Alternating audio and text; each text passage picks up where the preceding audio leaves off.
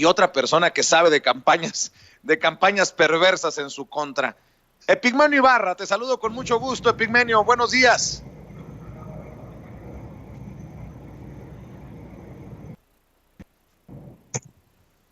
Epigmenio, ¿cómo estás? Te saludo con mucho gusto. Hola, mi querido Vicente, ¿cómo estás? Pues aquí andamos echándole trancazos a la vida y viendo cómo los conservadores se revuelcan y patalean por el arresto domiciliario de Álvaro Uribe en Colombia y las acusaciones en torno al círculo más íntimo de Genaro García Luna, que muchos consideramos pondrían a Felipe Calderón cada vez más cerca de por lo menos ser investigado hasta por debajo de las piedras. ¿Cómo lo ves? Pues mira, es absolutamente inconcebible que pueda alegar inocencia e ignorancia Felipe Calderón.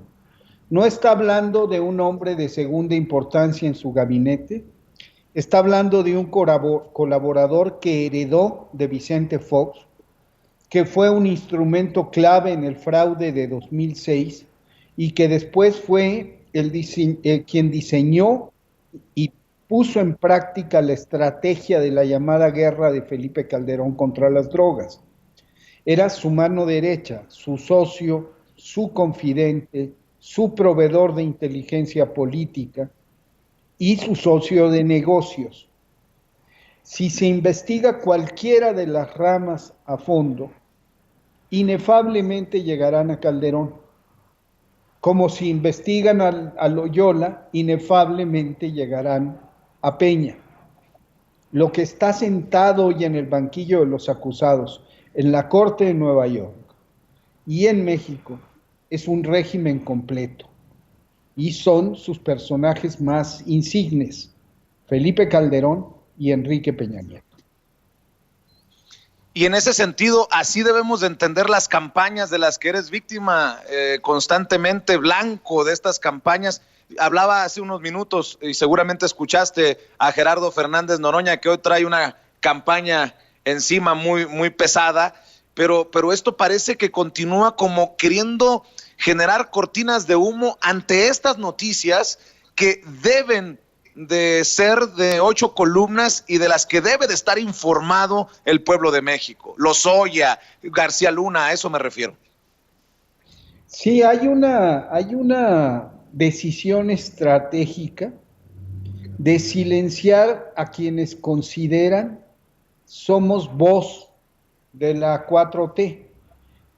Y no somos voz de la 4T, somos mexicanos conscientes que en mayor o menor grado de activismo y de militancia estamos por la cuarta transformación. Yo no pertenezco a ningún partido, pero tomo partido, no me da miedo tomar partido. ¿Qué está sucediendo? Que como el instrumento que tenemos por naturaleza, porque no nos quedaba de otra, es la red, ellos han derivado muchos millones de pesos a comprar aparatos, a armar aparatos para desprestigiarnos, para silenciarnos, para ofendernos de manera tan soez, con el propósito de deshumanizarnos. Nos quiere negar la calidad de hombres y mujeres, de seres humanos, como hacían los nazis con los judíos. Yo nunca en mi vida, ni en las campañas electorales, había visto el nivel de crispación, el odio, la vulgaridad, la procacidad que hoy se lee en la red. Hay que tener piel gruesa para soportar y no cejar, no rendirse, no dejarse intimidar. Yo abrazo a Gerardo, abrazo a John Ackerman, abrazo a todas y todos los que todos los días son víctimas de una campaña o de otra, porque nos atacan todos los días. Quieren tener un cerco de silencio en torno a nuestras cuentas de Twitter y nuestros artículos en los periódicos. Pero en ocasiones ya raya en lo ridículo, ¿no? Estoy viendo en redes sociales que hasta se volvió tendencia esto de la fotografía del presidente con un cantante de narcocorridos conocido como el Commander, como si el presidente conociera a todos los artistas y más. Yo alcanzo a percibir que va con el cubrebocas y bueno, ya hacen referencia. En la visita pasada a Badiraguato se tomó la fotografía con la mamá del Chapo. Ahora se la toma con un cantante de narcocorridos. Como que están muy desesperados, como que están entendiendo que la gente ya no se traga cualquier cosa, aunque siguen apostándole a cualquier cosa, a ver qué chicle pega. Pues imagínate, un hombre frente a las cámaras saluda a una señora de un capo que está preso. Es un gesto humanitario y habla del talante del presidente. El presidente no es un hombre vengativo. Siempre ha hablado de que hay que tocar el corazón de las personas, incluso de los narcotraficantes. Se acerca a la señora y habla con ella. Ella ya le ha remitido cartas, le ha pedido consideraciones y él al mismo tiempo está diciendo que el Chapo debe dar el dinero a México. Lo está disputando con los Estados Unidos, igual que el dinero de García Luna, igual el dinero de Duarte. Se toma una foto con el Commander que hace canciones, pero el narco no lo hace ni la televisión ni el cantante. El narco lo hace la corrupción y la impunidad. Y el presidente se toma una foto con un cantante. Genaro García Luna dormía en la misma cama que Enrique Peña Nieto. Una cosa es moverse por el país, reconocer la realidad de este país, y otra cosa muy distinta es acostarse con el enemigo. Yo en mi artículo ahora sostengo que son igualmente criminales el Marro y García Luna, el Marro y Lozoya, incluso peores los dos últimos. Más sangre derramada, más sangre tienen las manos que Genaro García Luna que el Marro, y mucho más dinero Lozoya, dinero de nosotros, del pueblo.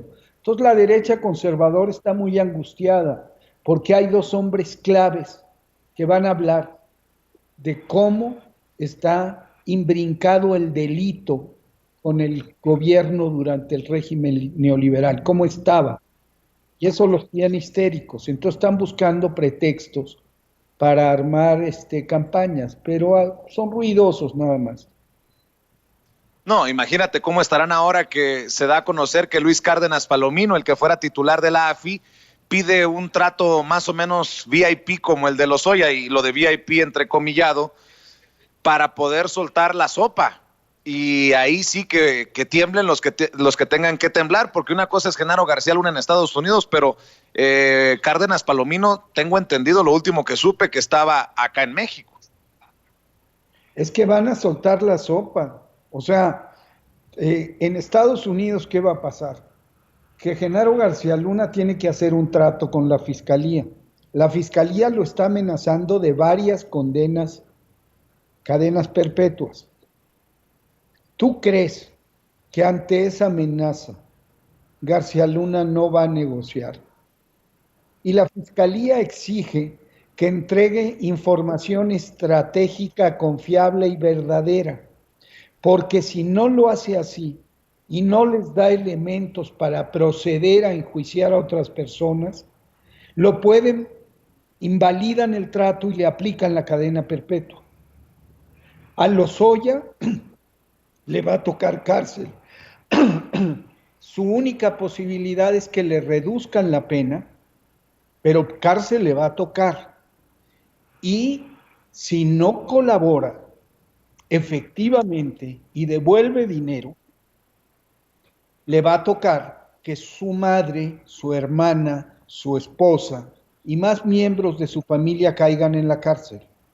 Entonces, como quiera que lo veas, van a hablar y van a decir muchas cosas. Hoy ya vienen las versiones de que va Videgaray en la lista, de que van 12 exsecretarios de Estado, el propio Salinas de Gortari, Ricardo Anaya, con Lozoya.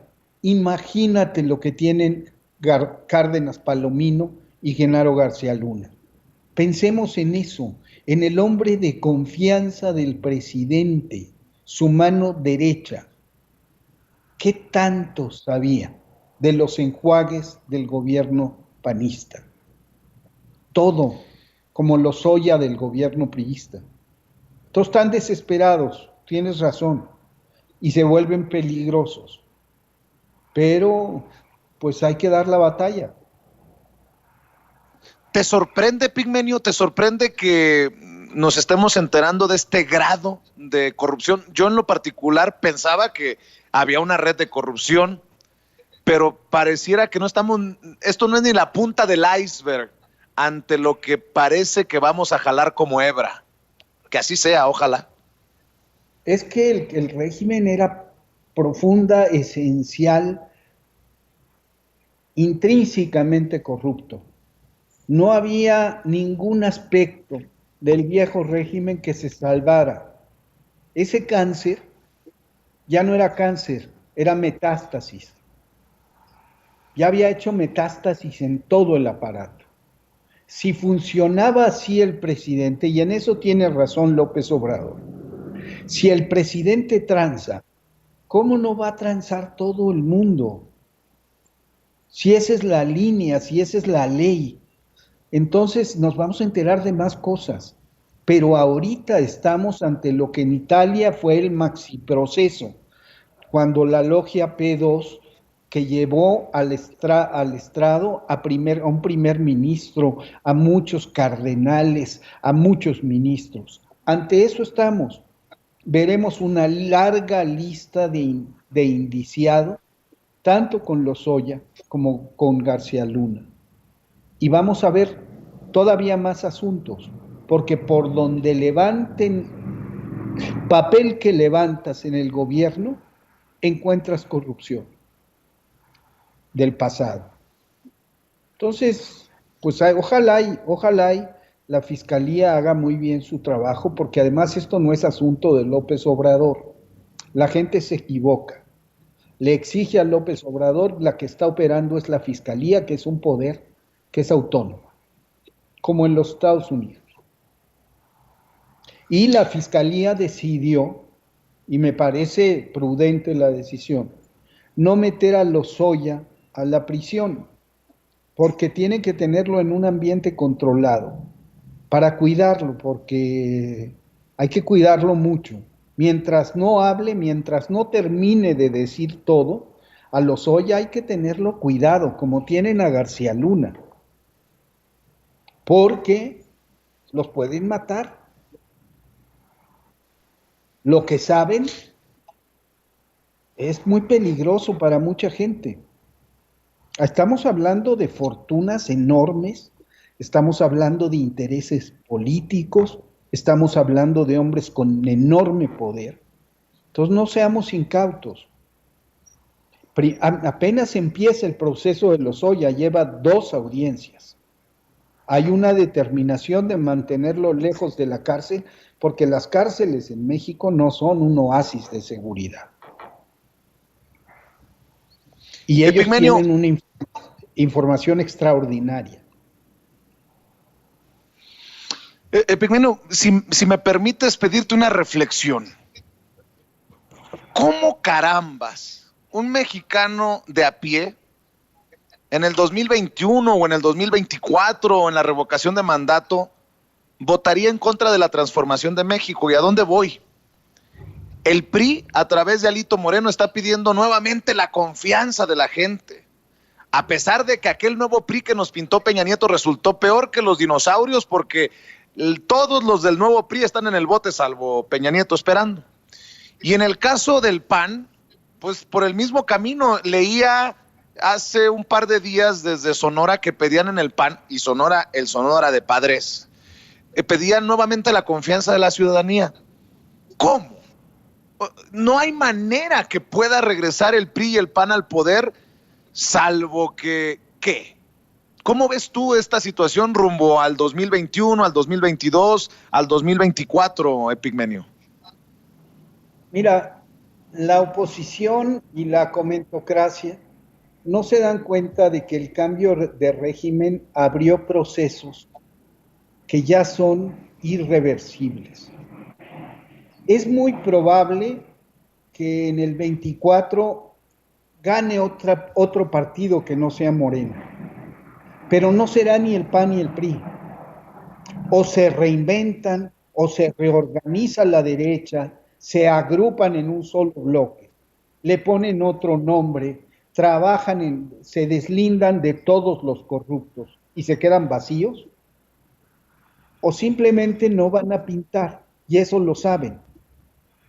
Tienen dinero para hacer publicidad, tienen el apoyo de grandes capitales, tienen el apoyo de los medios, pero no tienen a la gente, porque la gente sí sabe quiénes son y porque lo que les viene encima es enorme. No hay oposición, hay una oposición descabezada y eso es una tragedia, porque están moralmente derrotados, fueron electoralmente aplastados y están políticamente autoanulados. Entonces, ¿qué está sucediendo? Que en la comentocracia, están ahora las cabezas de un movimiento descabezado. Pero eso no alcanza para ganar, alcanza para hacer ruido, pero no ganar en las urnas.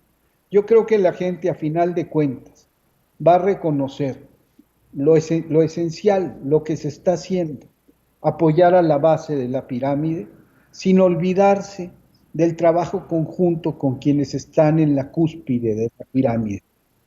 El acuerdo de los hospitales, el acuerdo de educación con la televisión privada, la visita a Trump, nos habla de que el argumento de la derecha, de que López Obrador es comunista, es una falacia.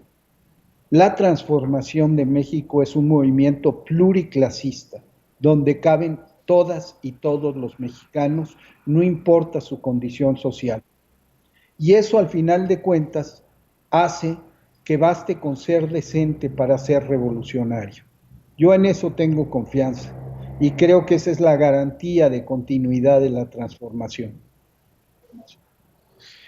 Ayer el Oaxaca, como lo digo con todo el sarcasmo y refiriéndome a los dichos de Jorge Castañeda, el ex canciller, cuando llamó a Putla, Oaxaca, pueblo horroroso y arrabalero, el Oaxaca de los pueblos horrorosos y arrabaleros, nos pone el ejemplo, Epigmenio.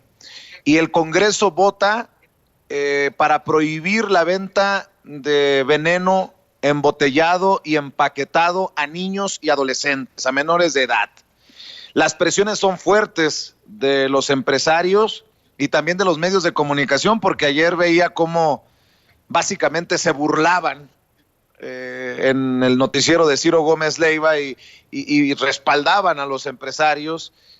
Y veo cada vez más de estos voceros que intentan atacar a la diputada de Morena, en este caso que presenta la iniciativa.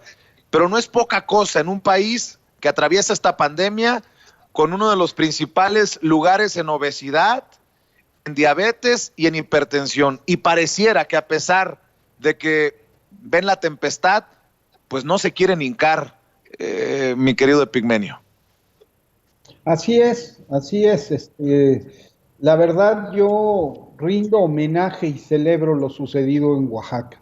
Creo que sucederá en más estados, porque la conciencia política de esta población es mucho más grande de lo que piensa la derecha conservadora.